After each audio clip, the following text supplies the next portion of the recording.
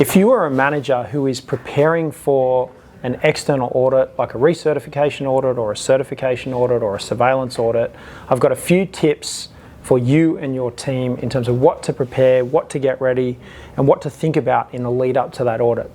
I know that you guys could be feeling a little bit of anxiety or even a little bit of frustration about not knowing what the person's going to look at, who is this auditor that's coming out to see you, and that may not just be from someone from best practice, it could be from any organisation who is doing audits around the world.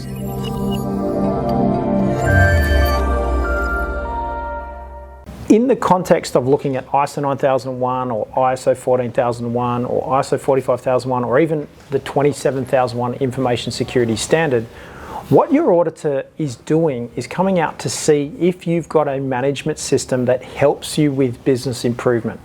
Have you got a system in place that helps you do self-evaluation? Have you got a system in place that guides you on how to deliver the outcomes that you want to get for your customers or safety or environment? So the auditor is coming out, their first job, their first priority is, can I see a management system that is defined, implemented and maintained? And they're going to be asking you to show you how they do their job, how you do your job.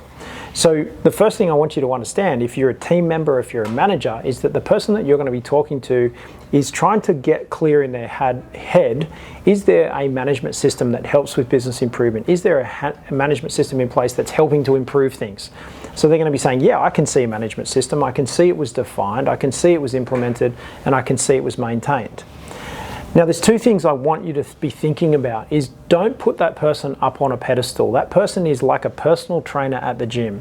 They're coming into your organization. They're going to teach you how to do press-ups or push-ups or chin-ups or lift the weights in the right way so that it helps you achieve the health and fitness outcomes for yourself personally or obviously for your organization. So I'm using that analogy of thinking about your auditor as somebody who is, they know the standard, they know the framework, they know the context. They're coming in to see whether, you're training properly or you're doing the work properly or following the standard, and then give you some guidance and advice to keep you on track. So don't put the person up on a pedestal thinking that they are an incredible industry professional. They're coming out to help you improve your organization.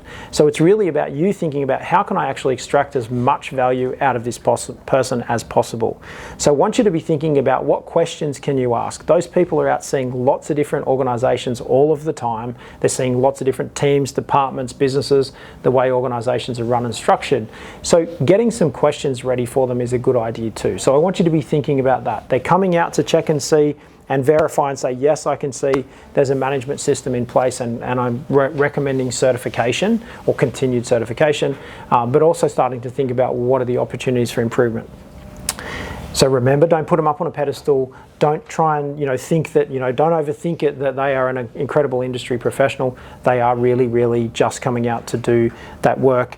Now, the last thing I want you to think about is if you get stuck, if you are finding that you're challenged by the process, or if you have got an assessor that's working with you that's maybe being a bit strict or a little bit rude and they're pushing a point, if they are making recommendations and you don't necessarily agree with them, it's safe to say, or it's okay to say, hey, can you show me what you're talking about? Can you show me the part of the standard? So they're saying, show me how you do your job. It's acceptable for you to ask the question so that you can learn and develop. What part of the standard, what part of the criteria, what part of the legal or other requirement are you talking about so I can read it and try and interpret it for you on behalf of the organisation. So they were just a couple of quick tips and tricks. I want you to take the opportunity in any assessment to be trying to learn from the process, ask lots of questions and start to just focus on the point that we are there to identify opportunities for improvement that are going to help improve your customers' experience, or they're going to help to improve health, safety, environment, or it's helping to improve sustainability or information security. So depending on the topic of the audit, they're going to help in that particular way. So I hope this has been really helpful for you. I hope it's been something that's useful. If you have got any questions about preparing for or what things to get ready, you can contact us here at Best Practice. We've got live chat on our website. Go to bestpractice.biz, and if you've ever got a question, alternatively, you can reach out to me. My name's Kobi Simmat. I'm the CEO here at Best Practice. You can contact me via direct message on LinkedIn. You can find Kobi Simmat on LinkedIn. We'll put my LinkedIn link in the comments below this video or in the description below this video, and you can reach out to me directly. So if you've ever got a question about that, please reach out and ask. I've had a lot of questions this week. That's why we've recorded this video for you in terms of thinking about the things to prepare for an upcoming assessment and a mindset approach to do that. So if you want more information on the kinds of evidence and documents and systems and process that people are looking for in those best practice assessments, you can go to bestpractice.biz to our online training academy, and you can grab yourself the free checklist that you can download that'll go through every single step of the standard. Like for example, right here, this is ISO 27001. We have checklists that can help you to prepare for those certification audits in detail. This is just about helping your team and what they can expect.